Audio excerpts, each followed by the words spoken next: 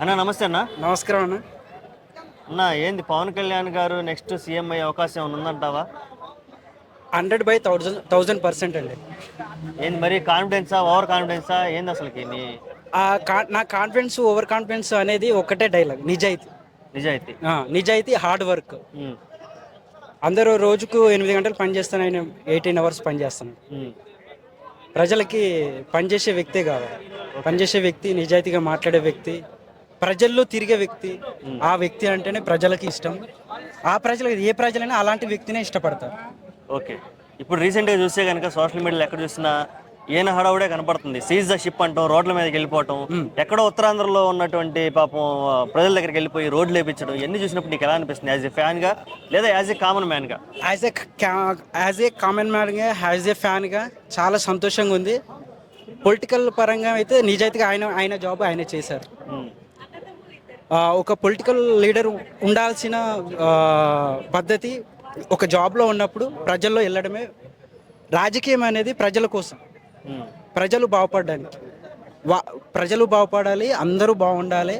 ప్రజల కోసం, ప్రజల చేత ఎన్నుకోబడేదని ప్రజాస్వామ్యం అంటారు.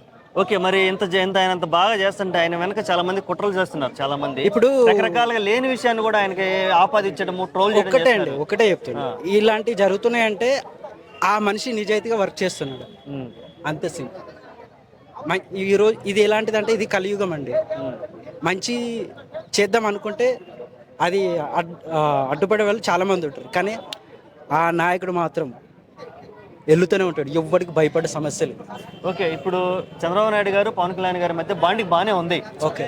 కానీ వీళ్ళిద్దరిని విడగొట్టడానికి ట్రై చేస్తున్న వాళ్ళు ఉన్నారు. అలాంటి అలాంటి పుకార్లు అవన్నీ రాంగ్ అండి. వాళ్ళు ఒక పద్ధతితో, ఒక నైపుణ్యంతో ముందుకు వెళ్ళే వ్యక్తులు, ప్రజలకి మంచి చేయాలని వ్యక్తులు అన్నమాట. Okay. Next time Pavan Kalyan garu కూటమితో రావాలా, లేదంటే ఇండివిజువల్గా పోటీ చేయాలనుకుంటున్నావా? ఆయనకు మళ్ళీ డిప్యూటీ సీఎం ఇచ్చిన ఏ పోస్ట్ ఇచ్చినా ఆయన పవర్ ఆయనకే ఉంటుంది. ఓకే.